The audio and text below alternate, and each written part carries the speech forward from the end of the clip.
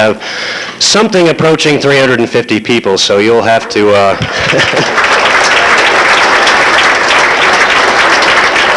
so you'll have to forgive us for any rough edges that we may show tonight. But again, I think so far it's been a lovely evening, mainly because you're a very lovely group of people.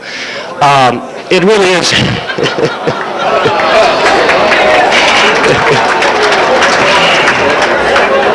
It really is an honor to be here tonight. I think that we've had a wonderful commencement weekend. I don't know how many of you were there for the festivities today and some of the festivities last night. I think this is a wonderful way to end it, by honoring the people who mean the most to us in the Rice community this year. We have some great honorees tonight, and you'll have a chance to meet them later. And I think that I, who have already had a chance to get to know many of them, can tell you that you'll be very impressed to both hear about them and hear words from them. So again, please enjoy your dinner, and if there's anything that anyone needs, I'll be wandering around, and please let me know. So again, we're so glad you're here tonight, and we'll get our program underway at about 8 or 8:15. We'll probably go a little bit longer than we intended. And I'll also take this opportunity to tell you that our MC this evening will be Lydia Asselin. She is the class of 1979, and she is the president of the Association of Rice Alumni. So enjoy your dinner, and we'll be back here in just shortly, and enjoy the music in the meantime.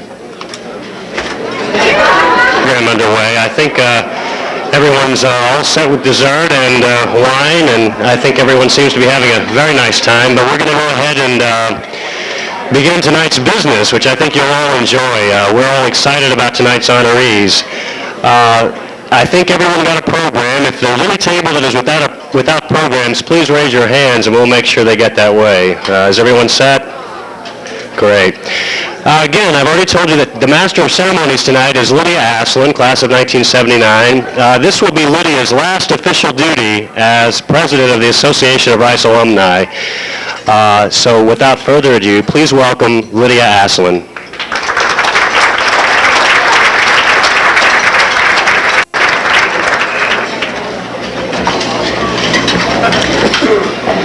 Thanks, Scott. Good evening, ladies and gentlemen. Welcome to this off-campus version of the Association of Rice Alumni's Honor Dinner. As Scott said, my name is Lydia Asselin, and this is my last official duty as president of this year's Alumni Association, and I'm very proud to act as Master of Ceremonies for this evening's event. We come together tonight to recognize the contributions of this year's Gold Medal and Meritorious Service Award winners, and to celebrate the achievements of this year's distinguished alumni. There are a total of 11 honorees this evening. As Scott mentioned, a short bio of each person's achievements has been listed in the program tonight, which was handed out with dessert. In the interest of keeping tonight's ceremonies from running into tomorrow morning, guest tributes will be confined to the distinguished alumni and gold medal award winners. I was kind of hoping for a teleprompter to help me through the introductions tonight, but the Warwick staff told me I had to be president of the United States and not president of the Alumni Association to warrant one. So bear with me if I look like I'm shuffling too many papers up here. The first award to be presented tonight are those for meritorious service. This award was established in 1986 as a way of recognizing those individuals, both alumni and non-alumni, who have made significant, sustained, and voluntary contributions of energy, time, and creativity toward the advancement of the university. We have a little bit of unfinished business from our 1993 awards ceremony. Last year, Tom and Pam Smith, class of 1951 and 55 respectively, were unable to be in Houston when we had our awards dinner. We postponed honoring them until this evening. Tom and Pam have been faithful fundraisers for Rice University. Tom has served as vice chair and chair for his class's annual gifts drive, as well as the annual gifts class bequest chair. He was area chairman for the first capital campaign undertaken by Rice in 1965 and a member of the Rice University Fund Council. Pam has worked diligently on the fund drive for the Alice Pratt Brown Hall and has been class representative for annual gifts on the Rice University Fund Council. They have both been very active in the Friends of Fondren Library. Tom is a past president and Pam a board member of the Friends. In addition, she has served on the Fondren Saturday Night Monte Carlo Party Committee for several years. They were both jointly recognized in 1987 with the Fondren Library Award for their commitment and dedication to the library. Pam has also been very involved with the Shepherd Society, serving on their board.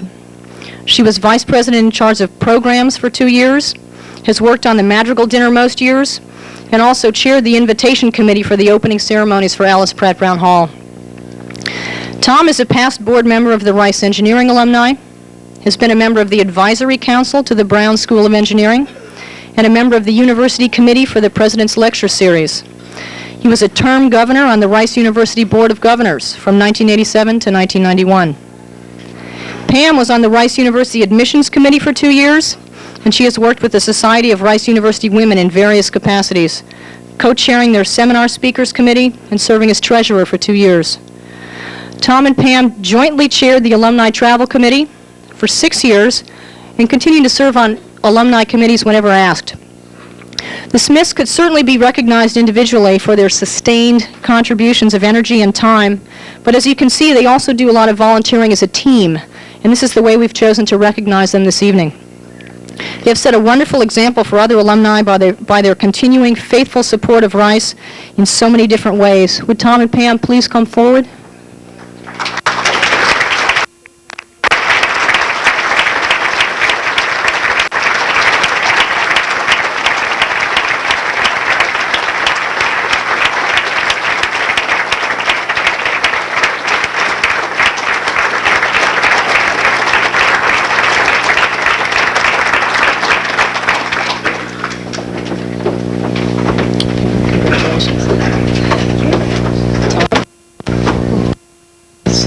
Say a few words.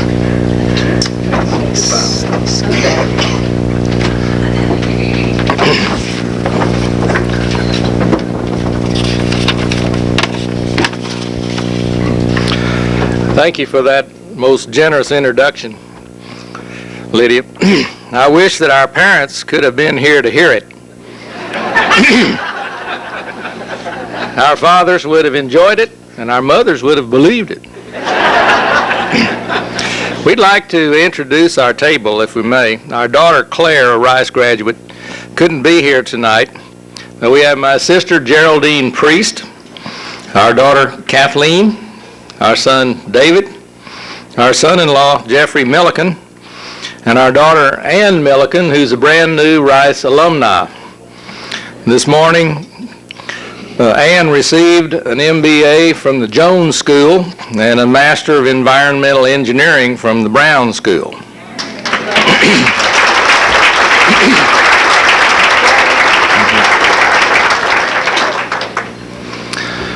Why does anyone give a substantial amount of time and effort to working for Rice? Well, for one thing, educated people ought to support education. For another, Rice is a first-class institution that has earned and is enhanced by the support of members of the Rice community. But I think there's another more immediate reason, and that is that we do it for each other. In the face of the contributions of Linda Bramlett, Marilyn Helms, and Gus Schill, not to mention a whole room full of people here, and many others not here, how can Pam and I do other than to offer our bit? What's more, we get to meet a lot of very interesting and appealing people, and most of the time it's fun. Thank you for honoring us for doing things that really were their own reward.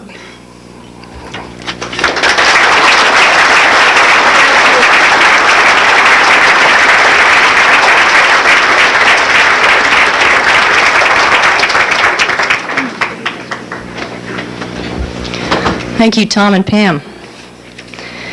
Our first honoree for the 1994 Meritorious Service Award is Linda Bramlett, Director of Rice's Office of Events and Functions. Linda has served Rice for the past 17 years, coordinating all major events, including the inaugurations of 2 university presidents, the dedications of 14 new buildings and expansions, the very popular President's Lecture Series, and countless homecomings, commencements, parents' weekends, and alumni programs. Linda is a professional who works tirelessly on events and whose attention to detail results in excellence. At the same time, her compassion, generosity, and friendliness towards all those with whom she comes into contact has made her well known in the Rice community. One special relationship she has developed over the years is with the Board of Governors and the Rice Associates that enables her to greet them by name and call them friend. Linda has always found time to serve on university committees when asked. A few of these include community relations, graduate housing, scholarship and awards, the Sloan Commission on the Impact of Federal Government on Higher Education, and the university's Study on Intercollegiate Athletics and its Women's Commission. Linda is married to Dr. Francis M. Bramlett, who she affectionately refers to as Pete. As many of you know, Linda has been hospitalized for several weeks and is unable to be here tonight. She has already been presented with her medallion by Dr. Malcolm Gillis in a formal ceremony earlier. Linda has asked her husband Pete to make some remarks on her behalf. Pete, will you please come forward?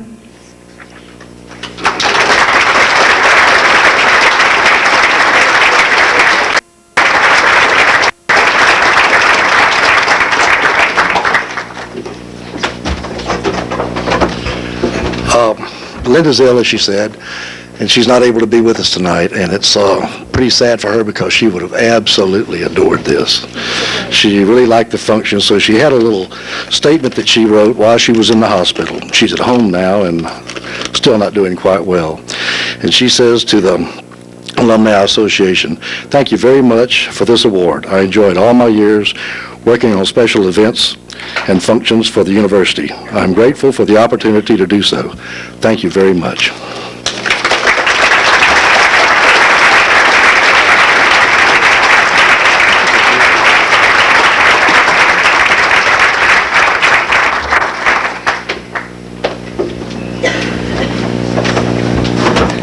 Thank you, Pete.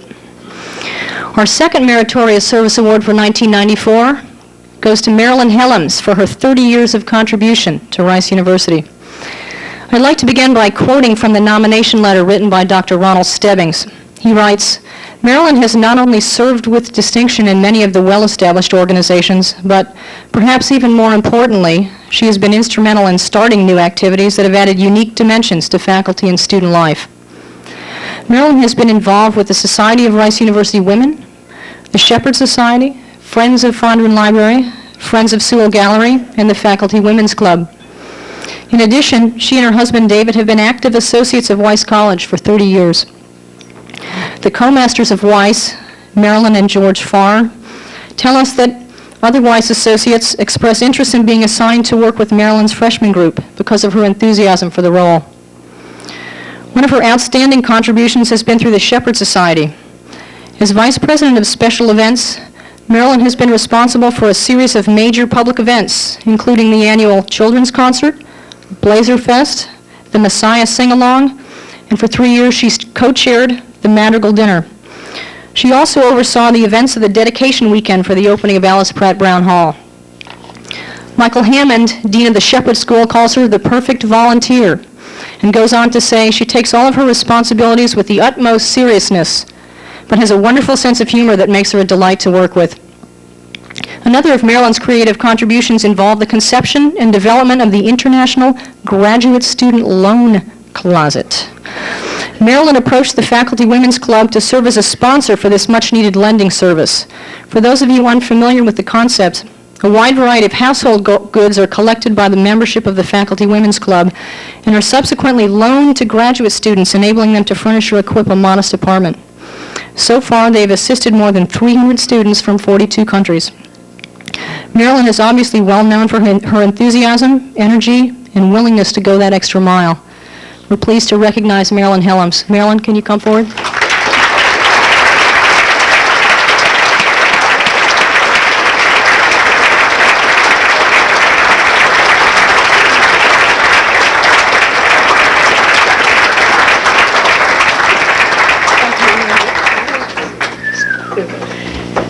This is one of those rare and beautiful moments when I really can say, I am somebody. And it's marvelous. And it really is a marvelous privilege to share this award with such remarkable Rice people. And I thank you for this privilege. Although David and I, neither of us has a degree from this wonderful institution, we wish that we could have experienced this educational opportunity. However, each of our sons does have a degree from Rice, and we're very proud of that. And I must say that I have taken Japanese 1 and 2 from continuing studies so many times that surely I deserve some sort of certificate for longevity. Seriously, though, I am amazed and delighted and somewhat thunderstruck that the Association of Rice Alumni would give me an award for something that simply by its nature I love doing. I have loved every project I have participated in, and each one has been more fun than the one before it. Thank you then to the Association of Rice Alumni. Thank you to all the faculty wives who, through the years, have shinnied up cedar trees for greenery, who have made costumes, who baked cookies, who hid Easter eggs, who decorated Christmas trees, who rounded up pots and pans for the loan closet with me. And finally, thank you, David, for having the good sense 34 years ago to accept the job offer from Rice so that I would have the opportunity to be of service to such a great university. Thank you very much.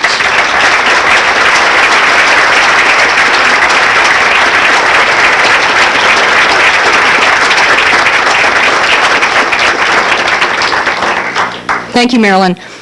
The final 1994 Meritorious Service Award goes to Gus A. Schill, Jr., class of 1955.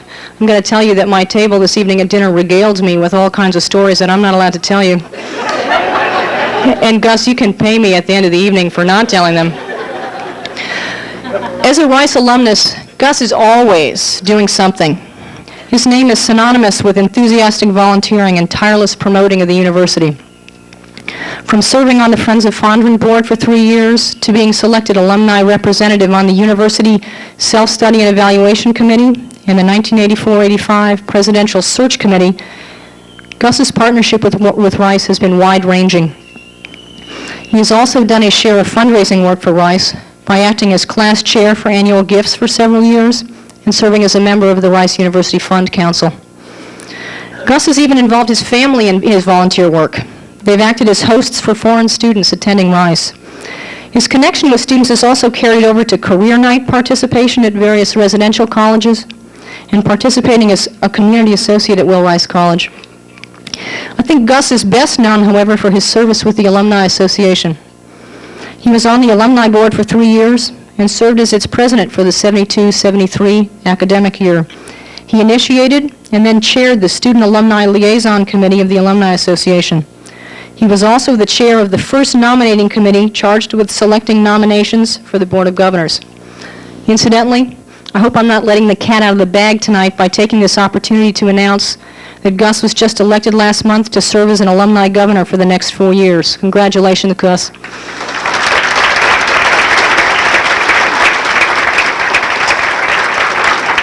Please come forward and receive your award.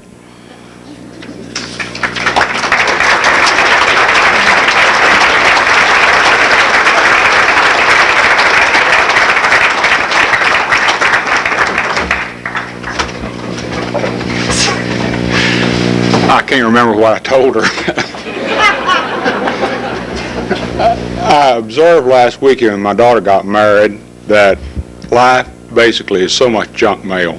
And when something like this comes along, it's like special delivery.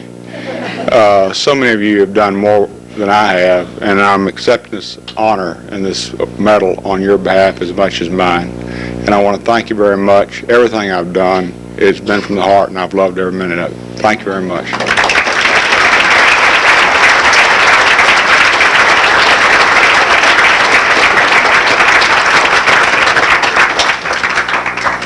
Thanks, Gus. Now I'd like to move on to the next phase of our program, the Distinguished Alumni Awards. These awards are reserved for those who have advanced the interest and standards of excellence of Rice University through distinctive professional or volunteer careers. Tonight we will be presenting a certificate to each of our 4 distinguished alumni. A large photo plaque honoring each distinguished alumnus will hang in the lobby of the Rice Memorial Center for 1 year. The plaques for this year's honorees should be up in about 6 weeks. Our first honoree is Dr. C. Wayne Barden, who joins us this evening from New York. Dr. Barden received his BA degree in biology from Rice in 1957. He continued his education at Baylor College of Medicine and received his MS and MD degrees with honor in 1962. He began his work in endocrinology at the National Cancer Institute and then at the Milton S. Hershey Medical Center of Pennsylvania State University. This work in endocrinology eventually led him to the field of birth control. In 1978, he was named Vice President of the Population Council and Director of its Center for Biomedical Research, a position he still holds today, along with teaching positions at both Rockefeller University and Cornell University Medical College in New York City. The Population Council is an international, nonprofit organization that studies population changes, conducts biomedical research to develop new contraceptives, and provides technical help for family planning. He holds 3 patents and has been involved in the development of 6 contraceptive products, including the IUD and the Norplant procedure. Dr. Barden is a member of some 9 medical and scientific societies and has served on numerous national and international committees. He is currently president of the Endocrine Society for 1993-94. Over the years, he has also served on many editorial boards and been invited to lecture throughout the U.S. and in 1991 in Kobe, Japan. He has prepared over 400 scientific papers and edited 12 books. Over the past 35 years, he has received various honors and awards, including being decorated Commander of the Order of the Lion of Finland by the President of the Republic of Finland, and was awarded a Doctor Honoris Causa from the University of Caen in France. He has been elected a member of the Institute of Medicine and a Fellow of the American Association for the Advancement of Science. In 1992, he received the Distinguished Andrologist Award from the American Society of Andrology. Dr. Barden has devoted considerable energy to the worldwide problems regarding birth control, and for his impressive contributions to the field of medicine and population problems, Rice University is pleased to name him a distinguished alumnus. I'd like to ask Dr. Frank Ryan to come forward now and say a few personal words about Dr. Barden and present him with his certificate.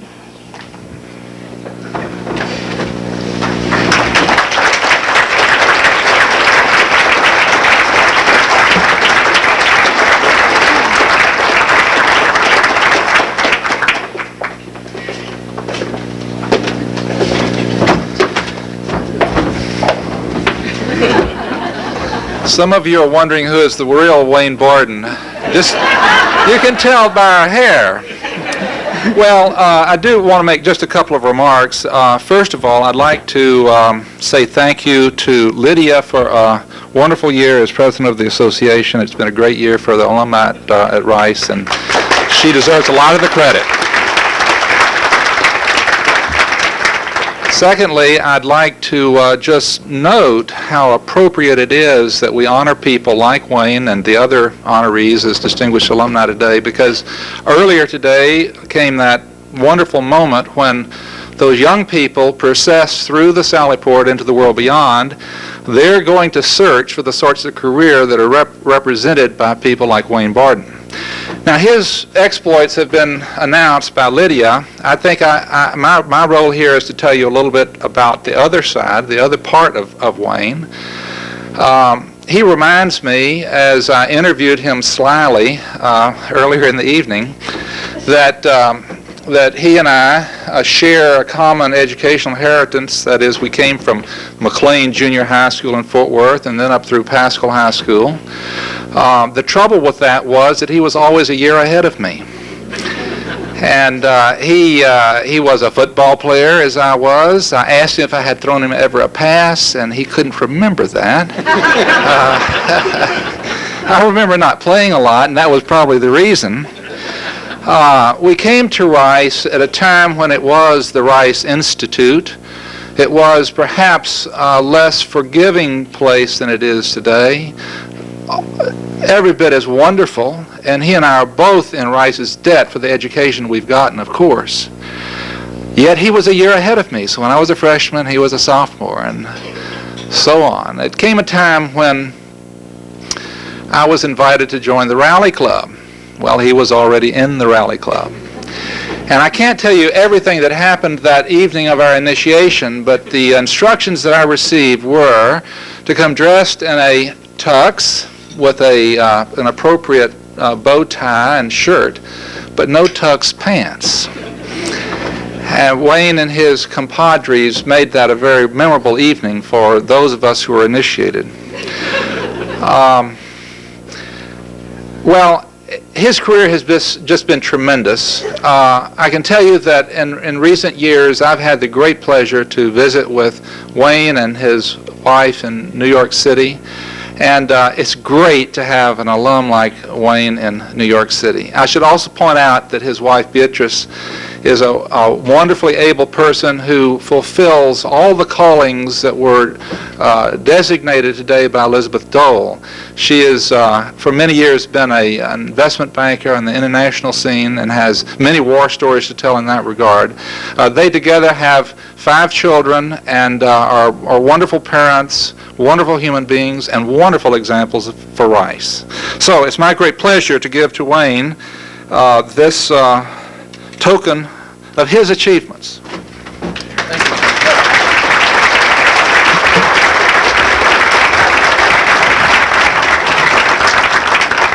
Thank you, Frank, and thank all of you for being here and what you all mean to Rice. As a scientist, we make discoveries, and it's very typical that people don't accept those discoveries. And one of my friends once told me that, well, even rejection is a form of recognition. And if rejection is on one end of the recognition scale, then what I'm experiencing here tonight is on the other. When my wife was explaining to our children what was going to happen tonight, our 13-year-old said, well, does that mean you're going to have to go to school again? I occasionally teach a high school class in PS 83 in New York, which is known for being an inner city school and which has no one that's interested in teaching science and no one that's interested in learning it. All of the students are disadvantaged primarily because they're too early exposed to the streets of New York rather than to literature and science in the home. And therefore I was amazed to find that 3 students had prepared a science exhibit for the New York Science Fair. Now my first thoughts was that these students were had some special advantage, but then I realized later that they were just as disadvantaged as everyone else in the school. And then when I talked to them, I found that they not only had done a very good job, but they really understood what their project was about. And so how in the world could this possibly happen? Well, it happened because the science teacher had turned these kids on and had mentored them through this project. And they had achieved more than anyone else could have expected them to have achieved in this experience. And as I thought about this, it sort of moved me to think about why I'm here tonight, and it has to do with mentors and what they do with us all our lives. I had a number of mentors. The first was my father, who grew up as an oil man in West Texas, was fiercely competitive, lettered in 5 sports, and spent much time talking about literature and economics with the family physician. I often longed and looked forward to these meetings because I was allowed to participate. It was not surprising then that this physician thought that I should be a country doctor, and that's what I set out to be when I came to Rice. My next mentors were my teachers at Rice, and I owe them so many things, but they made 2 really amazing changes in my life. First, the humanities professors Parrish, McKillop, Masterson, Camden, and Sonoff taught me an appreciation for language, that words could be used to make powerful images, and that it was really quite exciting to derive these images.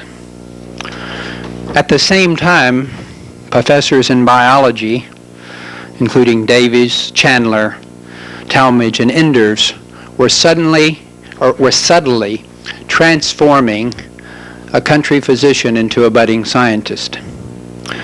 My next mentor was a man by the name of Mortimer Lipset, a scientist at the National Institutes of Health, who honed my skills, but then taught me that science was really one of the greatest intellectual competitions that one could participate in a lifetime. This led to my success, early promotion to professor, and I could have easily remained very happily in academia almost all my life. However, it was my next mentor, George Zeidenstein, head of the Population Council, who said that maybe science could be used for something else other than just for sheer competition, and that it might be used to help those who were poor and oppressed. He taught me that science, maybe the real challenge of it, was not so much the seeking of new knowledge, but the use of that knowledge for how you could help people. And so for the last 16 years, I've had the privilege of serving with a team of scientists who have sought to improve the reproductive health of people in developing countries. As I gather here with you tonight, with my classmates, all the associates that I've had at Rice, such as Frank and all of you here in the room, who I'm very, very proud to be one of you. I'm also reminded of my mentors who allowed me to proceed to where I am. And I just wish that the kids at PS 83 could have such mentors.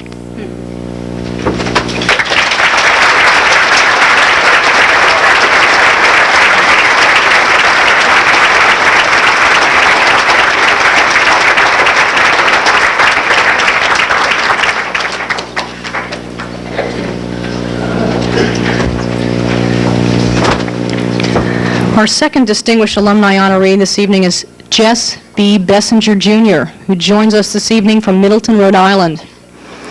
Dr. Bessinger received his Bachelor of Arts degree from Rice in 1943. It was while he was at Rice that he got his first taste of the Anglo-Saxon period, an era which he would eventually make a lifetime of academic distinction. After graduation, he entered the U.S. Army and served in the European theater during World War II. Rumor has it that on VE Day, he was at Berchtesgaden, where he celebrated the end of hostilities by drinking some of Adolf Hitler's private stock. After the war, he entered the graduate program in English at Harvard University, where because of his familiarity with the subject, Dr. Bessinger was invited to co-teach a course in Anglo-Saxon. He's been teaching in this area ever since. His fascination with Anglo-Saxon material continued to grow. He even learned to play a replica of a harp-like instrument thought to be of that era. And in 1951, broadcast on the BBC a performance of an Anglo-Saxon poem with accompaniment on the harp. Probably the first such public performance in at least 800 years. Upon completing his PhD in 1952, he taught at Brown University. While there, he and a colleague designed and produced 8 films for television called A Prospect of Literature. These predated the popularity of PBS and were among the first such programs on literature to be broadcast on television. In 1956, he arrived at the Department of English at the University of Toronto, where he helped create the Center for Medieval Studies. While at the University of Toronto, he prepared a book of lasting significance entitled A Short Dictionary of Anglo-Saxon Poetry. This painstaking manual effort, however, convinced him that computer technology should be developed to support such work. So when a project was undertaken in 1969 to compile a dictionary of Old English, his earlier experience and advice on computerization was heeded. Even so, it was during a time when computer programs had to be written for each task, data had to be entered via key punch cards, and methods had to be invented to print the special Anglo-Saxon characters. From 1963 until his retirement, Dr. Bessinger remained at New York University, teaching Anglo-Saxon, Middle English, and heroic poetry. He was named a great teacher by NYU in 1989. To describe Jess Bessinger as a true Renaissance man perhaps implies the wrong century for someone who is such a medievalist. But it is worth mentioning that he has a passion for music that has led him to perform in a Mozart opera, take part in the annual Newport Summer Opera Festival, and even sing in Carnegie Hall with the St. Cecilia's Chorus and Orchestra.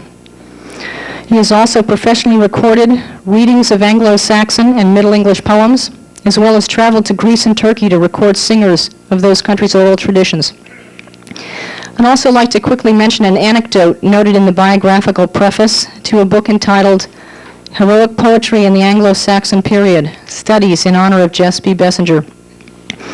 This book consists of essays presented at the 26th International Congress on Medieval Studies in 1991. The preface describes Dr. Bessinger's address at that conference, which was titled The Oral Text of the Wanderer. Apparently, Dr. Bessinger delivered the address without the aid of notes or text, reciting the poem a few lines at a time and then translating and interpreting it. The preface says, he held an audience of nearly 1,000 colleagues in rapt attention as he demonstrated how a master's performance can transform a remote Anglo-Saxon poem into a very moving statement of wisdom about the human condition. It is precisely this passion for his work that sets Jess Bessinger apart.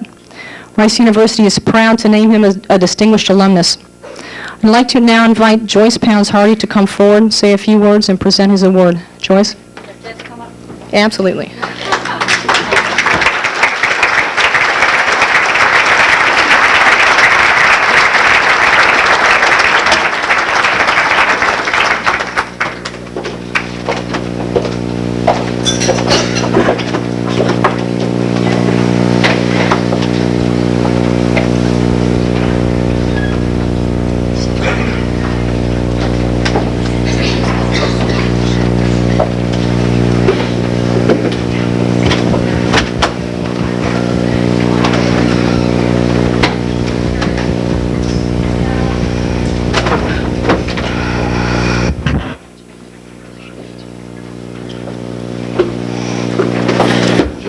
Hi, Jess. This is a surprise. He didn't know about this.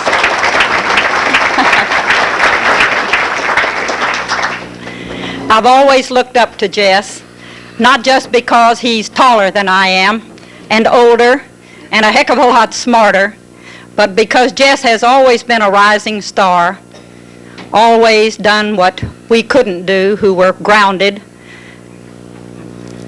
But I want you to know that he has been a hero of mine since I was a freshman at Lamar High School and applauded for him on stage. And I've applauded for him through our Rice years when I was a freshman and he was a senior. We've been friends a long time. And it's no surprise to me that his colleagues have honored him in such a way because his star has reached its peak. And Jess, I just want you to know, Rice is proud to call you its own and proud to call you home to receive this award, the highest award that we give our alumni. Thank you, Joyce.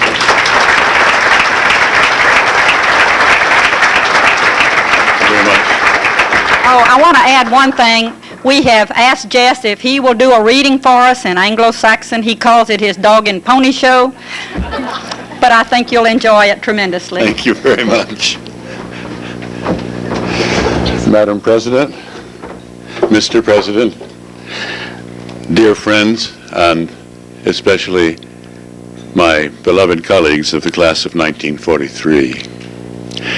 I regard 1943 as a numinous year, not just because we all graduated then and went off to war or whatever, but because it marked the end of a period of free education which was given to me in this city, beginning with Woodrow Wilson Elementary School and going on to Sidney Lanier Junior High School. Oh, Sidney Lanier, we give you a cheer, rah, rah, rah for our junior high. The very best school will always rule, so let your colors fly. Oh, Sidney Lanier.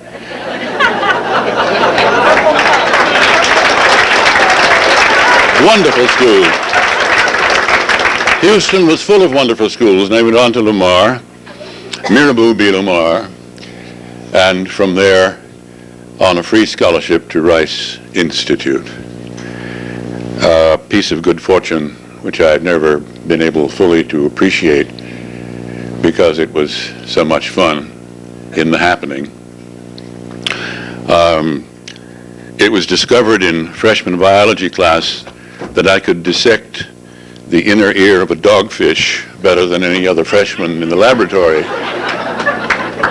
And Dr. Davies recommended me to somebody as a coach or tutor for some subject or other, and I ended up being a coach in biology to the varsity football team. An extraordinary experience for someone who had never carried the ball in any sense on a football field. I made many good friends then. I still have some of them. But this caught the attention of a gentleman whom I find it hard to describe, the late Dr. Alan Dougal McKillop, who taught English literature, but especially the 18th century, with a quiet and dignified passion that riveted me. He made Samuel Johnson and Johnson's colleagues into folk heroes. And he invited me, much to my astonishment, to sit with him once a week and read Old English, an exotic language, the language of the Anglo-Saxons of about the year 500 to 1000 AD. And I had no other reason to take the course other than that I had no labs that afternoon. The language was exotic, difficult, and utterly fascinating, and I have been involved with it ever since. I came back from the war and went to Harvard with a great many other GIs who were also getting a free graduate education. What had started at Woodrow Wilson Elementary School continued at Harvard. And the first class I entered there was an enormous amphitheater. It held nearly 100 people, all of whom were required by statute to take Anglo-Saxon as the first year of their graduate work. Nobody can teach a class of 100 people Anglo-Saxon or anything else. And I was asked to co-teach the course with a distinguished and later very good friend, Francis Magoon, Jr. That was my first class in Anglo-Saxon, teaching it, and I have taught it every year since, until this past year when I retired from NYU. Taught it with a great joy. I've been asked to read a little Old English to you, and I don't know how to do that. Old English poetry was oral and musical. It was always, without exception, recited, improvised, to the accompaniment of a stringed instrument before a group of disinterested and probably sometimes rather noisy people, banging their beer mugs on the table and so on, by a singer who learned his trade by listening to his elders and probably his relatives sing these familiar songs, Beowulf and all the others, for generation after generation. It was never written down. It was not written down until very many centuries later, and often with considerable error in the process, which it's modern scholarship's job to try to straighten out, and I've been trying to do some of that straightening with the help of computers. But the first Old English poem, which you're about to hear, was performed by an illiterate cowherd, a stable boy, at a monastery in northern England, who had a dream one night. He had never written and could not write any English poetry, but he had heard all of his life in the beer hall at the monastery, at Stranashalk or Whitby. He had heard stories, chanted, improvised, and sung with a musical instrument, a harp or a lyre, to the assembled body of brothers and sisters. It was a mixed monastery. Very interesting approximation of what we have on the campus at Rice today. And The abbess in charge of this strange joint venture was named Hilda, which means battle wench in Old German. And Hilda was an educated woman, unlike most other people in England. She appreciated the fact that the cowherd or stable boy named Cadman had a dream in which someone had appeared to him, an angel or somebody had appeared to him and said, "Cadman, sing me what will go. Cadman, sing me something." And Cadman said, "Na kann ich noch singen. I don't know how to sing." And that's why I came out here and came to the stable where my cows are as soon as the harp passed around to me at the table, because I don't know how to sing. "Forthan ich noch singen na kann." But the person in the dream said, "Whether du machst me singen, just the same, you can sing for me." And Cadman said, "What shall it singen? What shall I sing?" And the figure in the dream very satisfactorily said, "Start at the beginning." So Cadman sung about the creation of the universe by God, and treated God as a singer, a shaper, who took familiar materials and turned them into heroic measures, alliterating with each other. Alliteration was the only formal aspect of the poetry, except that it was musical, that it was sung. Alas, we don't know the tunes that it was sung to. The harp, I have a copy of it from the British Museum, is utterly useless because we don't know how to tune it. There is no Old English music written down until about the 14th century. It's necessary to improvise the imaginary musical backgrounds of this little poem. You'll be glad to know it's a very short one. Beowulf is rather long. It's an epic poem. I'm not going to sing Beowulf to you, and I can't sing Cadman's hymn to you because I don't know the tune. But the words, it's a little doxology. The words go with the substitution, you see, of Old Germanic military terminology for new Catholic religious ideas in a little 9-line hymn of praise to God.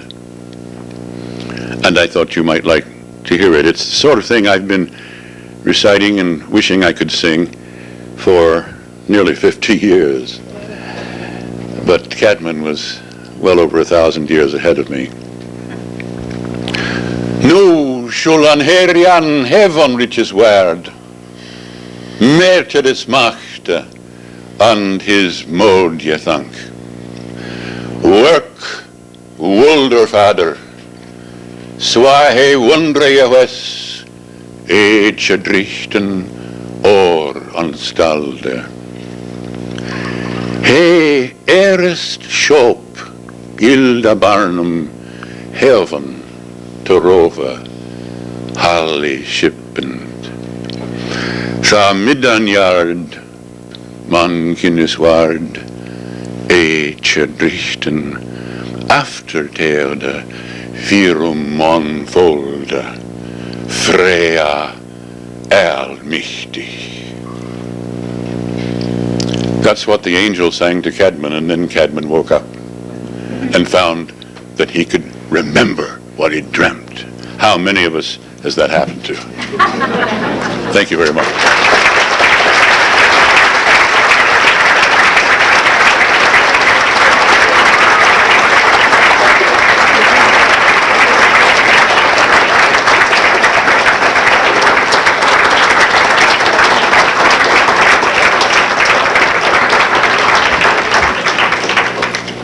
Thank you, Dr. Bessinger.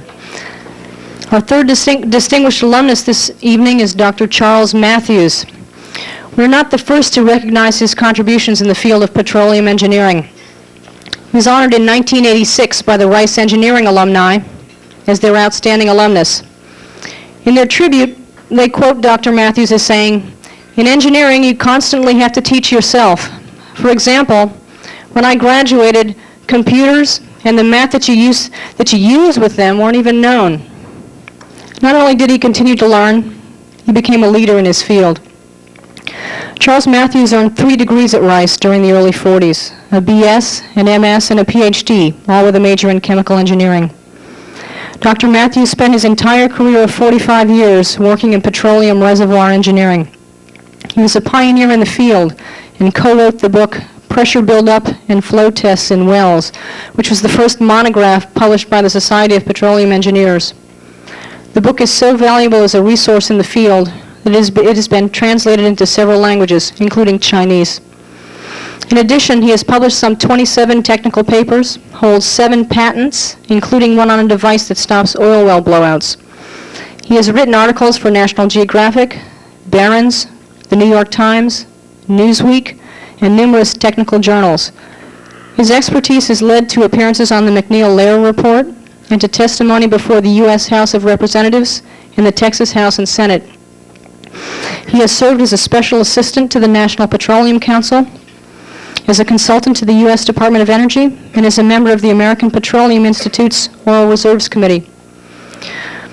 Dr. Matthews was manager of engineering for Shell Oil's main office and director of production research for Shell Development before he was named senior petroleum engineering consultant in 1973, a position from which he retired in 1989. He continues to work as a consultant. He is also currently chairman of the Texas Engineers for Conservation Unitization. He has received many honors, most notably, he is one of only 1,600 engineers to have been elected to the National Academy of Engineering. He is listed in Who's Who in America, Who's Who in Science and Engineering, and American Men and Women of Science. He is an honorary member of the Society of Petroleum Engineers and has received their Lester C. Uren Award for Distinguished Achievement. I'd now like to ask that John Smith please come up and say a few words about his friend and classmate, Charles Matthews, before presenting him with a certificate. Mr. Smith.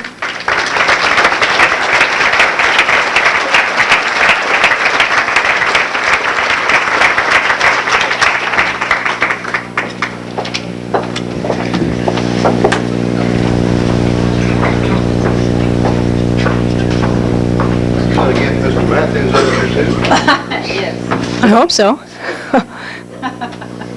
I did the same thing, John. Dr. Matthews, come on up to the podium as well. Don't be shy. Here we go. To meet you, please. Hello, John. You're the honoree. You got it cut off here. Well, you've heard the achievements and honors that Charles has received recited here, and I just want to say a few words about him from a personal standpoint. You want to get on? I'm used to talking so loud that people can hear me in most rooms, but this is a little larger than the rooms I'm usually in. Shall I start over? Yeah. This occasion is a real pleasure for me. I've been a friend and colleague of Charles for many, many years. I really got to know him well during our long association in Shell. And he has a few personal characteristics that I'd like to mention to supplement the recitation of his achievements and awards. One of the first things that you learn if you work with Charles for a while, that he is a fellow that's fun to work with. He likes to have a good time, and he's always got some joke or a pun or something that he's going to spring on you at an unsuspecting moment, which kind of livens things up a little bit. And I remember very well during the years when he was active in research at the Shell Laboratory and was giving papers about his work, how everyone that was interested in the field at all looked forward to Charles's presentations. The subject matter, you know, there was going to be a significant contribution. They were extremely well presented, and he usually figured out some way to put a little, let's say, extra information in there. I don't know if this is really, my memory is failing or not, Charles, but I remember one talk where in the middle of a discussion about some new way of evaluating a reservoir, a picture of Marilyn Monroe suddenly appeared on the screen. Needless to say, that got a lot of applause. But in addition to the fun side of Charles, he is very civic-minded. He has devoted a lot of effort to improvements in the communities and organizations in which he has lived. And for that, I think we also owe him a debt of gratitude. It gives me great pleasure, Charles, as a friend, colleague, and Rice alumnus, to give you this token of your achievements.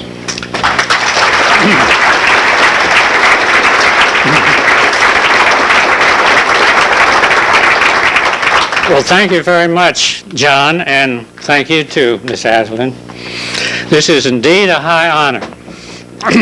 I'd first like to recognize tonight my family who are able to be here. First, my wife Miriam, then my daughter Joan, and her husband Roger Schultz. I also want to thank my many friends who are here tonight. I owe a lot to Rice. It gave me both a very solid and a wide background in engineering. I graduated as a chemical engineer and did pursue this field for 4 years. At that time, a new field of engineering was just beginning, petroleum engineering. And at that time, Shell opened an exploration and production research laboratory here in Houston. As I entered this new field, I perceived both a great opportunity and a great challenge. Little was known scientifically about oil recovery at that time. Often, only about 15 to 20% of the oil that had been discovered in the field could be produced before the rate of production would fall to a non-economic level. The challenge was to learn what could be done about that. Well, in the ensuing years, we at Shell, together with other oil companies, developed enhanced oil recovery techniques which often increase the oil recovery from the 15 to 20% to as much as 60 to 90% of the oil in place. This has greatly increased the oil production capacity of the United States and has lessened our dependence on other countries for our energy supply. And these recovery methods that were developed in the United States are being used now throughout the world. Now, new technology such as just described is freely disseminated throughout the oil industry via technical papers and books. The reason for doing this is that oil companies almost never own all the leases in a field.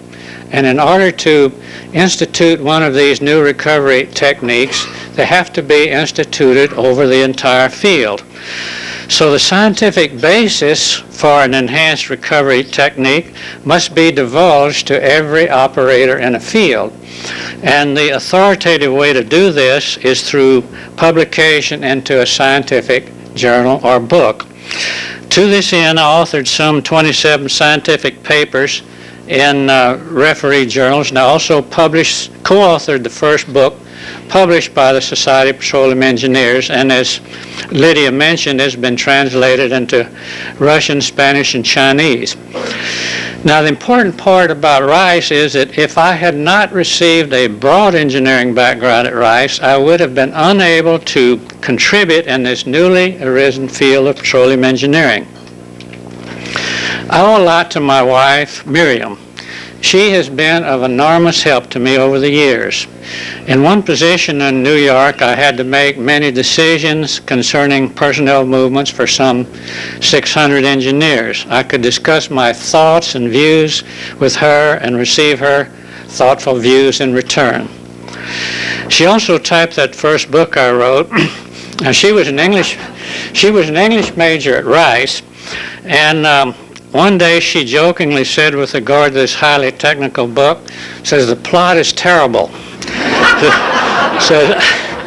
says, "I don't think it will sell." And we were both surprised when it sold over 35,000 copies, and as I mentioned, was then translated into several languages. I owe to Rice a joy in learning. My courses at Rice were not dull, and as I changed my career to petroleum engineering, I had many new things to learn. I particularly needed more higher mathematics to predict what would happen in underground oil and gas reservoirs. I also began to like foreign languages. Engineers at Rice at my time had little exposure to these. And in my career, I traveled to many countries, and I would always try to learn as much as I could of the language of each country. Now, I don't mean to say that I'm fluent in those languages. I'm more at the Dick and Jane stage, but I enjoy this. The latest language I tried was Chinese. Now, the reason for this was that a group from the Society of Petroleum Engineers was going to China to bring them up to date on the latest in petroleum technology and oil recovery. And I spent 6 months at Rice on Saturdays taking Chinese. And the class was taught by a lovely young Chinese lady.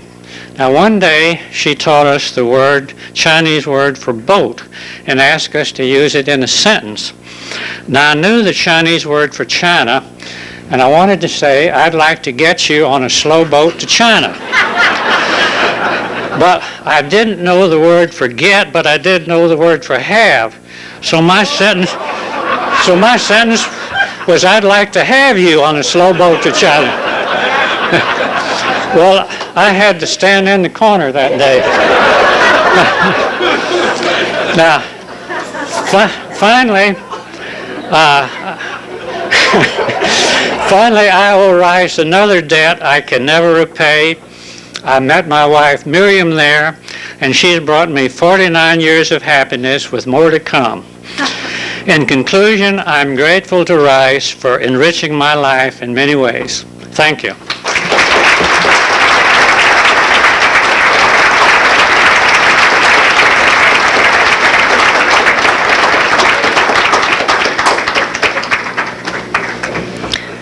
Thank you, Dr. Matthews. Our final Distinguished Alumni Award for 1994 goes to Herschel M. Rich, class of 1945. I'd like to begin by quoting from a telegram sent to Mr. Rich in 1987 by then First Lady Barbara Bush. She writes, "You have set a magnificent example of how a concerned community leader can help to mobilize people of goodwill for literacy. Thank you for caring and giving so much." Although he received degrees in both electrical and mechanical engineering from Rice, Mr. Rich has set about advancing the standards of excellence of Rice University as much through his career as a successful businessman as through his voluntary contributions of energy and creativity for the enhancement of community welfare and education. Herschel Rich joined his father in the Phil Rich Fan Manufacturing Company in 1947 and subsequently served as its president for 32 years. He holds several U.S. and foreign patents, among them improvements on electrical fans. After the fan company was sold to Sunbeam in 1981, Mr. Rich became president of HMR Consultants, an HR land company, specializing in real estate development, investments, and computer software programming. He designed SwiftTax, the first computer tax program for home computers. He is now semi-retired and currently works as a consultant to business and nonprofit organizations. Mr. Rich's volunteerism has included positions on the boards of many community organizations here in Houston, including the Jewish Federation of Greater Houston, the Houston Food Bank, Jewish Community Center, Jewish Family Service, Congregation Emmanuel, Vocational Guidance Service, the Downtown Optimist Club of Houston, the Great Southern Bank, and USO. He was the 1983 chairman of the United Jewish Campaign for Greater Houston. He has not ignored his alma mater in his volunteer work either, serving on the Rice Engineering Alumni Association board, including a term as its president, as well as contributing many hours of fundraising efforts for Rice. He and his wife Hilda, class of 48, have shown remarkable financial generosity to Rice and have established 2 scholarships, the Herschel M. Rich Invention Award in Engineering and the Hilda Rich Scholarship Fund. Among the many concerns he has for his community, adult literacy stands out as a primary commitment. He was founder and until 1987, president of the Reading, Education, and Development Council now known as the Houston Read Commission, which was formed to further adult literacy in Houston. He was instrumental in the formation of the mayor's task force on literacy. Under his leadership, the group has become the largest urban literacy coalition in the country, serving more than 44,000 students. He also took his efforts beyond Houston by organizing the first statewide meeting of Texans interested in promoting adult literacy.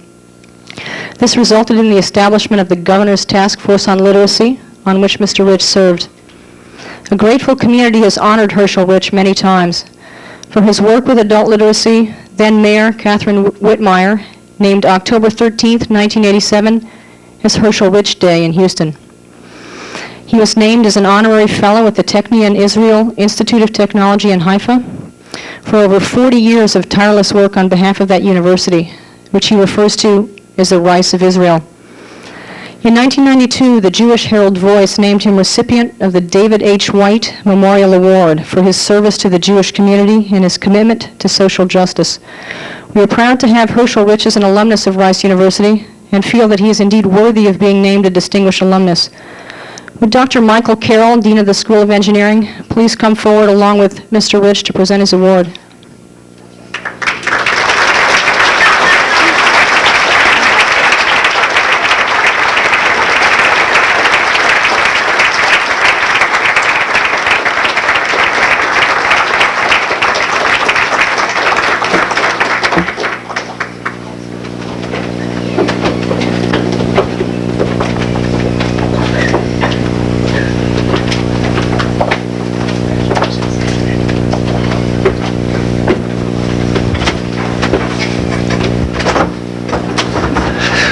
When I was asked to introduce Herschel on this important occasion, I was honored and I was flabbergasted. I was honored at the opportunity to present to you such a distinguished alumnus and dear friend.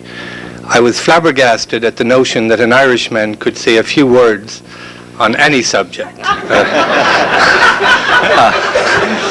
least of all about Herschel Rich. I am somewhat reassured by the attempts of a fellow Irishman, one of the Tipperary Ryans, to meet this challenge, to try to meet this challenge. I hope also that you will notice how appropriately the George R. Brown School of Engineering is recognized this evening. You have heard that Tom Smith is an alumnus in mechanical engineering, that Charlie Matthews got all of his degrees in chemical engineering, and Marilyn Helms, whatever her proficiency in Japanese, is certainly by popular acclaim an honorary engineer at Rice. And Herschel, as you have heard, is an alumnus in both mechanical engineering and electrical engineering. Lydia has spoken to you about Herschel's accomplishments, about his abiding interest in literacy. I would like to just address three things very briefly, as is my wont. First of all, the support and the generosity of Herschel and his longtime battle wench,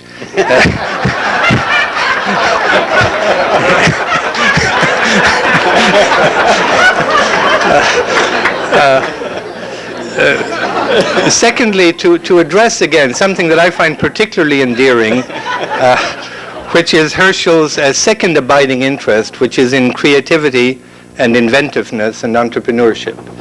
The Herschel Rich Award, which goes annually to typically a faculty-student combination for some invention, I think is a wonderful spur to technology transfer among our faculty and our students. They are impelled, I think, to consider the commercial possibilities of the fruits of their creative research and to look towards technology transfer and commercialization. And I think the award serves a very, very useful purpose in that regard. Finally, what I find most endearing, I think, is Herschel himself, a creative, interesting, talented, warm, and generous gentleman. It's a great pleasure for me to present to him this token of Rice University's pride in his accomplishments in life and our gratitude for his support of our institution and the way in which he has honored us by his accomplishments.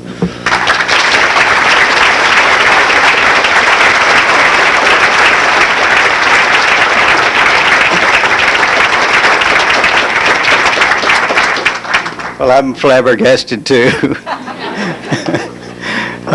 Michael makes our engineering alum board meetings so much fun that I'd never miss one. He's always there with so much humor, and it makes it so entertaining that no one can miss a meeting. And I appreciate everything you said. I am in such illustrious company tonight that I should just turn around and say I'm speechless. But I've prepared a few remarks. First, I want to thank all of my relatives and friends for being here tonight. And I have some from great distances here.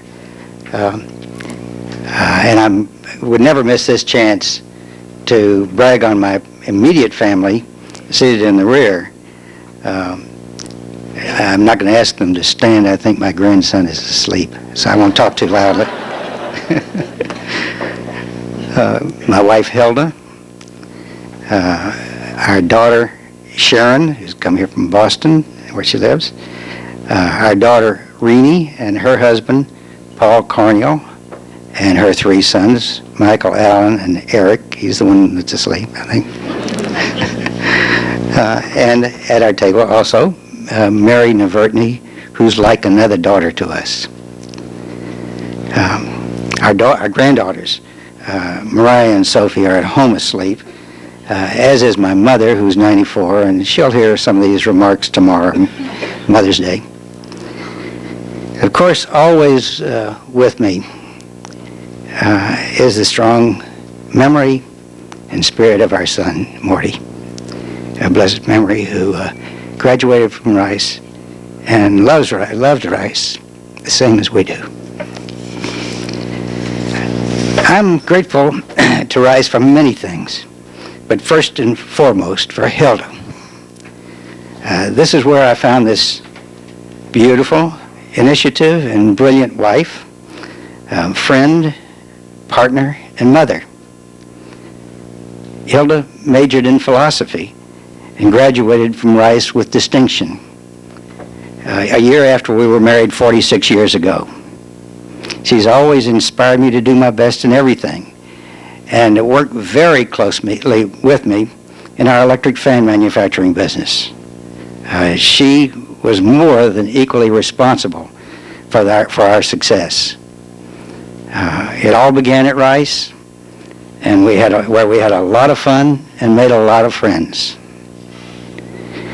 I'm also grateful to Rice for the professors and instructors for teaching me to work hard and to think. Now, I'll admit I've never really loved to work hard, but I do like to think. As a matter of fact, just last night in the shower, I was thinking about this talk today. And I thought, I wonder how many of the great thoughts of the world have occurred to men in the nude, in the bathroom, posing the position of Rodin's great thinker.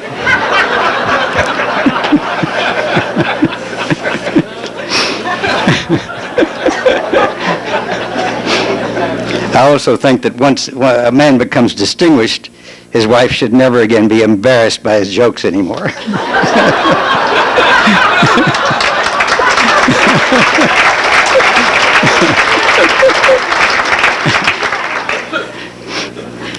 In February, I attended a most interesting and entertaining roundtable discussion led by Dean Michael Carroll. That was the weekend of the Renaissance and Rice, President Gillis's big weekend. That was so much fun. During the roundtable discussion, which the subject was art and engineering, we saw beautiful slides and learned much about Leonardo da Vinci, Eiffel and his tower, many of the world's most beautiful buildings, bridges. But Michael, I was a little disappointed. Not one word was said and no slide of an electric fan. The discussion brought out the question, can creative and imaginative thinking be taught? Good points were made on both sides. I think it can be taught. In our home library, I have several books that confirm my opinion. One, Your Creative Power and How to Use Your Imagination by Alex Osborne, head of a great advertising agency. Another, Men of Science in America by Bernard Jaffe. Another, If It Ain't Broke, Break It by Robert Kriegel and Louis Patler. Also, Psychopictography by Vernon Howard. Strangely, two of my best books on the subject have the same title, The Care and Feeding of Ideas. One by James L. Adams of Stanford, a mechanical engineering professor and also a professor of creativity, copyrighted in 1986, and another copyrighted in 1993 by Bill Backer, chairman and creative director of a prominent advertising and public relation firm. My favorite is The Care and Feeding of Ideas by James L. Adams, which has more to say. It's short, fun, and has lots of pictures. The Chinese say that one picture is worth 1,000 words. So I've given 6 copies of this book to the Rice Library if anyone's interested. I believe that anything in books can be taught by keeping students awake, participating, and assigning lots of homework. I love to read. It's such a pleasure, and you can get so much from it.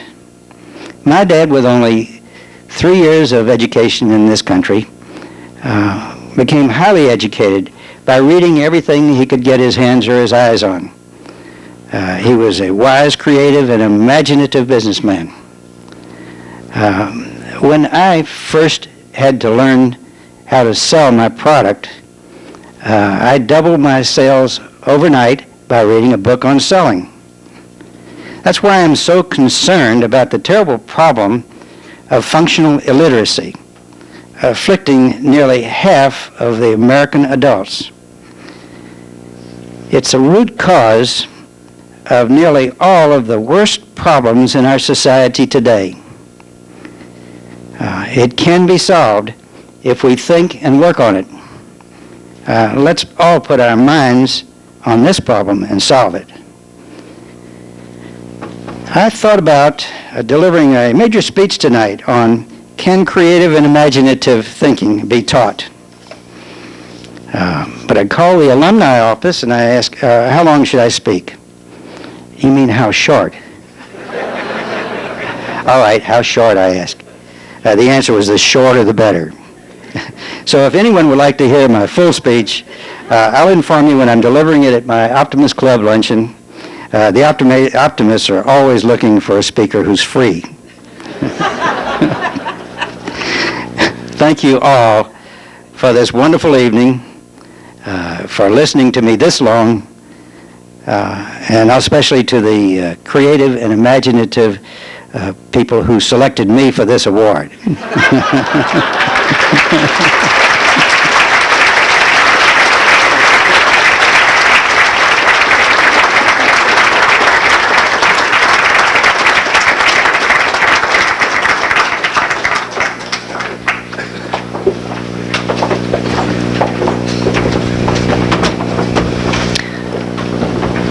Thank you. Now we're going to move on to the final awards tonight. The highest award bestowed by the Association of Rice Alumni, its Gold Medal.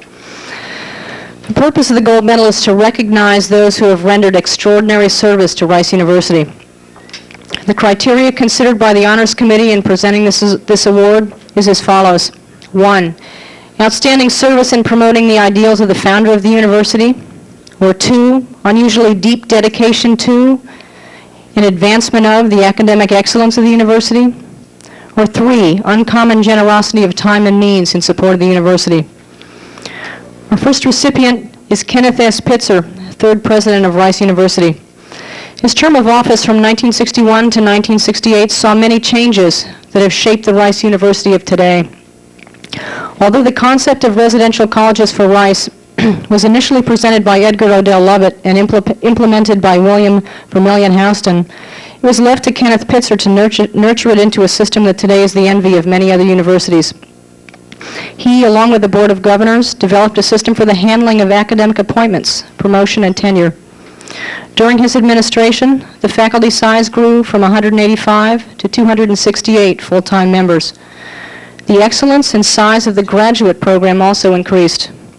More than 4 times as many PhDs were awarded annually by the end of his term than at its beginning. It was during his administration that legal changes came about to allow the admission of racial minorities and for the charging of a modest tuition which has provided the finances for Rice to continue to compete as a university of first quality. It was also during this time that Pitzer and the board agreed to undertake the first major fundraising campaign in Rice's history. President Pitzer was also instrumental in initiating several faculty searches to broaden academic offerings and in addition encouraged the offering of courses within the residential college system. He issued a comprehensive plan for Rice that was far-reaching, resulting in the faculty and student body size of today's institution. In his nomination of Kenneth Pitzer for the gold medal, Dr. James Kinsey concludes, Pitzer subscribed to the visions of Rice's founder and first 2 presidents. He built upon the strength and reputation that the university had come to enjoy and carried Rice to new levels of excellence in a period where many other U.S. universities were frozen in their pasts. Unfortunately, Dr. Pitzer was unable to be in Houston this evening. He was on campus in March at the invitation of President Gillis and was presented with a gold medal at that time. I'd like to invite Dr. James Kinsey, Acting Provost and Dean of the Natural Sciences School, to say a few words about Dr. Pitzer and his reaction to receiving the gold medal. His gold medal was inscribed as follows.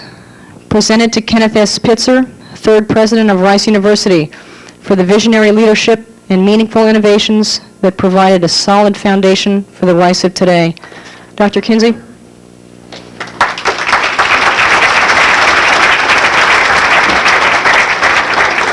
It's a great honor and privilege for me to represent Ken Pitzer tonight. I'll be very brief. Lydia has done a really good job in covering his many accomplishments.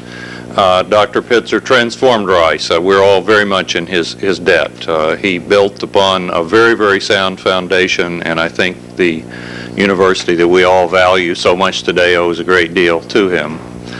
I didn't have the pleasure of knowing him as the president of Rice. I was a student here before his time, and I returned here as a faculty member long after he was here. I know him as a fellow chemist. He's a very distinguished one.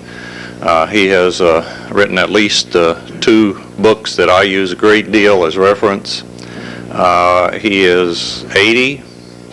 He has a very active research laboratory. He still does some teaching. After he left Rice, served as president of Rice, he served for a few years as president of Stanford University and then returned to University of California at Berkeley, where he has continued to teach. His colleagues at the College of Chemistry at Berkeley recently honored him by naming one of their major lecture halls in his name. I know he's very sorry he couldn't be here. We had a wonderful time when he visited in March, and President Gillis presented him with the medal, and on his behalf, I thank you very much for the honor.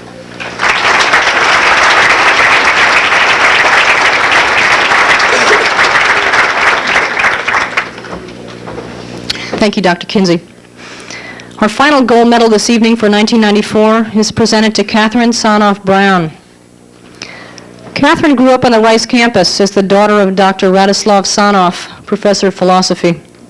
She received her BA from Rice in 1938 and then her Master of Fine Arts at Cornell University in 1940. Catherine returned to Rice in 1963 as a lecturer in art history. She's been a professor of art history since 1976, specializing in late medieval, Renaissance, and Baroque art and architecture. She served as chair of the Art and Art History Department from 1984 to 1987. For 10 years, From 1973 to 1983, Catherine was Dean of Undergraduate Affairs. Since 1989, she's been a Professor Emeritus. Catherine has been generous with her time over the years as a volunteer serving on numerous staff and faculty committees, as well as alumni committees. More importantly, she has shown an unusually deep dedication through her teaching to the advancement of Rice's academic excellence. One of her former students attests that she was always approachable and accessible. Her greatest achievement was her ability to make anyone feel at ease in her presence. One could sense and see in her eyes her intense caring. Professor Brown has always given serious thought to the outcome of her students' educations and their future careers. Her love for her work inspired her students to the highest level. Those of us who went through the architecture school at Rice and studied architectural history remember her as a modest, direct, compassionate woman who gave everyone her full attention and could be counted on to be a friend when needed. This thoughtful compassion, combined with a respect for and commitment to students, made her extremely successful as the Dean of Undergraduate Affairs during the 70s and early 80s. As Dean, she was available to students literally day and night, dispensing advice on schoolwork or personal problems. All of these characteristics made Catherine Brown a superb teacher. Indeed, she has been recognized several times for her teaching abilities. She is the recipient of the George R. Brown Prize for Excellency in Teaching and the Award for Superior Teaching, the Brown College Award for Teaching in the Humanities, the Student Association Student Mentor Award, and the Rice University Service Award in memory of Dean Hugh Scott Cameron. Not only did Catherine follow her father into teaching, she now joins him in being recognized as a recipient of the gold medal. Professor Tsaoff won his in 1970. There is no doubt that Catherine Brown has fulfilled the ideals of William Marsh Rice through her lifelong commitment to Rice and its students. I'd like to now ask Dr. William Camfield, Professor of Art History, to come up and say a few words about Catherine and then present her with her award, which reads as follows. Presented to Catherine T. Brown, Professor Emeritus of Art and Art History and former Dean of Undergraduate Affairs, for advancing the academic excellence of the university through superior teaching and personal commitment to students. Dr. Camfield?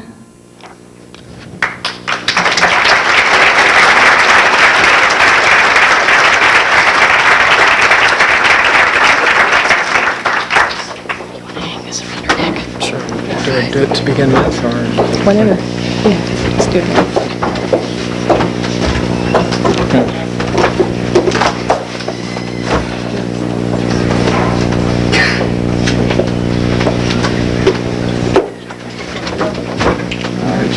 Thank you. That's lovely.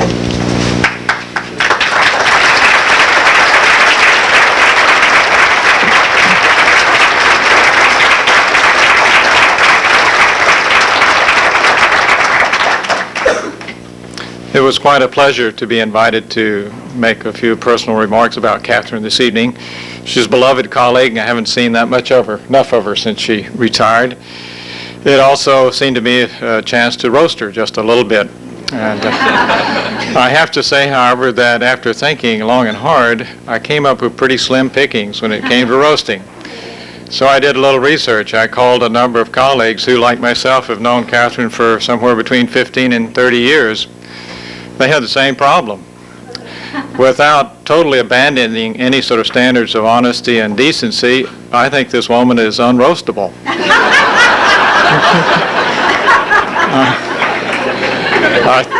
I think, Catherine, if you ever run for public office, you're going to have to do it without any attention whatsoever from the media.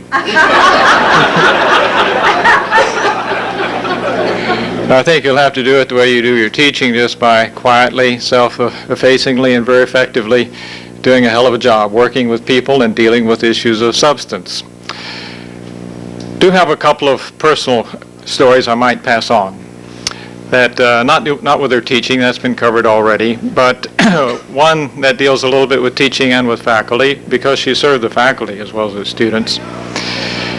One story deals with a time early in the 70s when the art world and the world in general was pretty harried. Lots of wild things going on. And at that time we had a painter who was the chair of the department, and he walked into the painting studio And he didn't encounter the type of paintings that he expected to see, which would be, stretched canvases on the wall or on panels dividing in the room. And there were lots of painting, but the painting had been thrown on the walls, smeared, poured, splattered, all over the walls, and also all over the windows. And the floors were also painted, and something which he described as being sort of a cross between a Jackson Pollock drip painting and common men's room graffiti. Furniture was graffitied also. And he went down the hall. This was not to his taste at all. And he went down the hall. Unfortunately, he ran into Catherine Brown first, and he brought her in there. And I think he was probably wondering, well, is this something we have to tolerate, or do we punish the person who did this, or whatever? And Catherine stood there for a minute and surveyed this painted environment, and finally said, well, I believe in freedom of expression.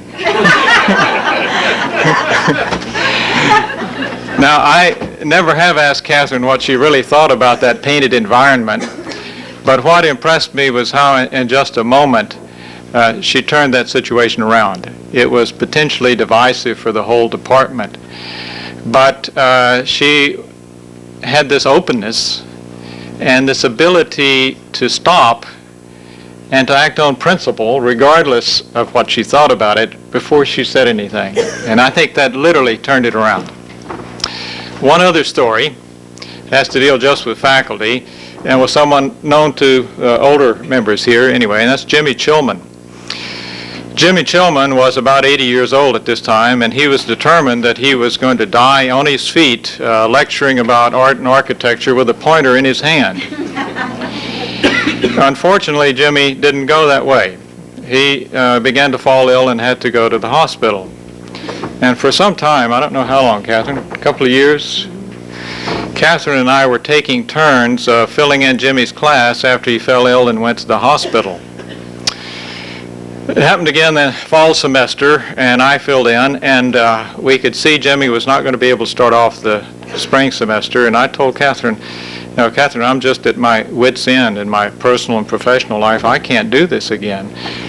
And she said, well, Bill, I can't do it either, but how are we going to do this with Jimmy? Because he'll die if we don't keep that class going. And I said, no, we talk about it. We'll figure out a way. And we're telling him, well, look, Jimmy, the students really love you and want you. They need you, and we can't do it. So I'm just telling Jimmy, I just can't do it. You don't have to do it, Catherine. I'll do it. Jimmy, we can't do it, and Catherine can't do it anyway. The students want you, and why don't you just rest this semester, build up your strength, and it's going to work. And so Catherine said, okay. We walked over to the hospital. He was always happy to see Catherine because she gave wonderful back rubs. It's another of her skills. And so we started off as rehearsed. And I said, Jimmy, been thinking about next semester, and I'm just incredibly busy, and I can't do it. And Catherine, and he interrupted then, he says, Bill, I've been thinking about it too. And it says, I know you can't do it, and I think it's Catherine's turn, and I've been...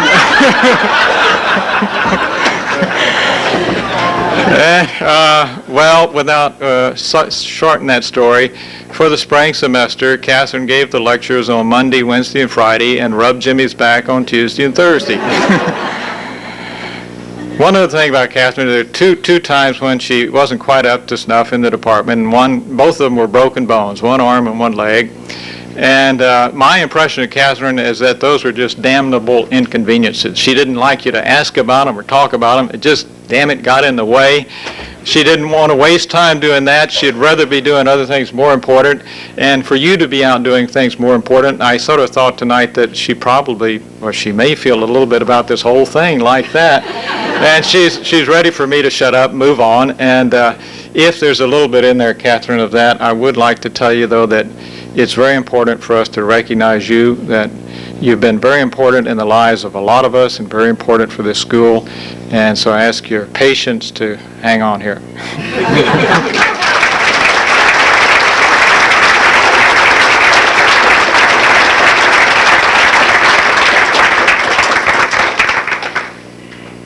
I have to tell you that Bill is one of my very favorite colleagues and one of my very closest friends.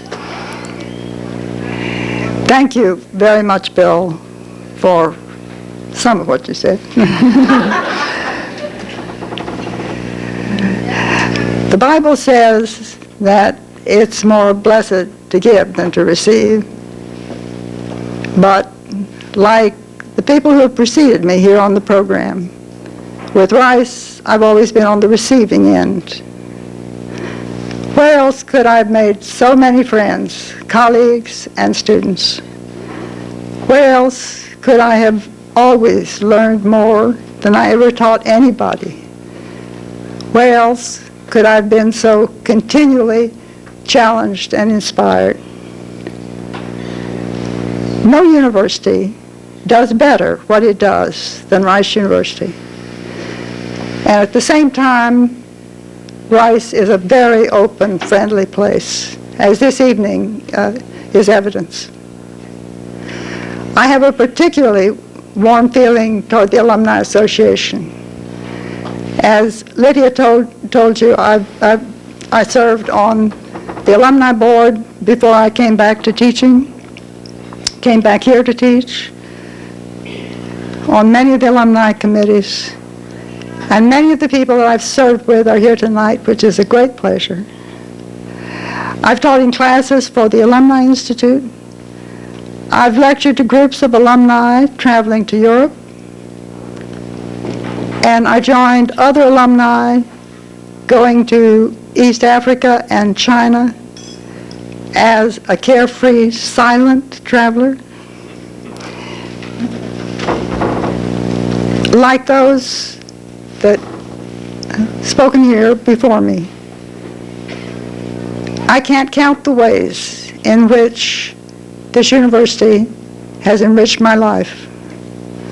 I'm very happy to have with me here tonight my husband Fletcher, our son Hugh, and his good friend Nancy Ori, as well as so many of our very dearest and closest friends. Thank you again for the great honor of this award.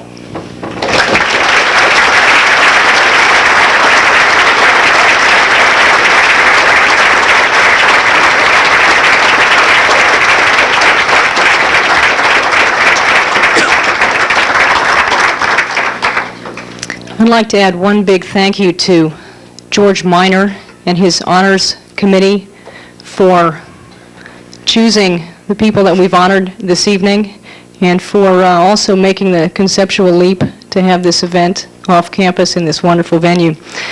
I have to tell you, it's a little bit intimidating and certainly very humbling to share the podium with so many remarkable individuals. But at the same time, it's inspiring to realize that year after year, Rice University continues to foster an environment of such excellence and devotion. Those honored here tonight exemplify members of the Rice community with the vision and enthusiasm to influence the course of events both locally and globally. Theirs is a legacy of dedication and achievement to which we should all aspire. Finally, I'd like to call on President Malcolm Gillis to say a few words and to close our program this evening. I thank you all for your kind attention, and I appreciate the opportunity to participate in this event tonight. Thank you. Dr. Gillis.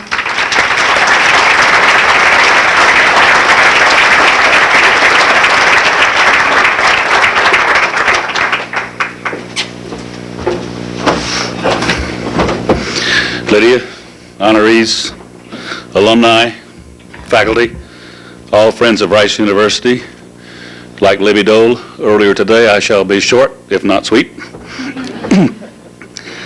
2 gold medals were awarded tonight, but all honored here this evening share this in common.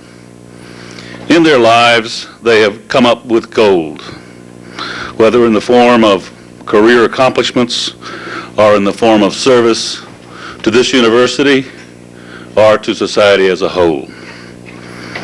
What motivated them? Perhaps a variety of factors, but I suspect that for all of them, their motive was rather similar to that of the old sourdough in one of the poems of Robert Service, poet of the Yukon. When asked why he perpetually searched for gold, the old sourdough's existential reply was, "It's not the gold, you see, It is the finding of the gold. Their record is one of finding and giving and giving and giving. In any case, there is no more compelling testimony to a university's greatness than the accomplishments of its graduates. Honors awarded this evening provide ample testimony, if any were needed, to the eminence achieved by Rice University. Honoring the past and present accomplishments of tonight's recipients brings to mind the promise and the potential of our current students. It hardly seems possible, but each year we attract stronger and more talented students. And we can be sure that in the next century we were going to be honoring hundreds of them for the records that they will have compiled. And speaking of the 21st century, all of us need to understand that throughout all of higher education, there is a widespread perception among presidents and provosts and deans elsewhere that Rice University has positioned itself extremely well for the coming 21st century. So alumni and faculty, staff, students, and board members can be immensely proud of what this university has already achieved. With careful choices and just a little bit of good luck, this university will be among the unquestioned leaders in all the areas where we have decided to excel for a very long time to come. Thank you.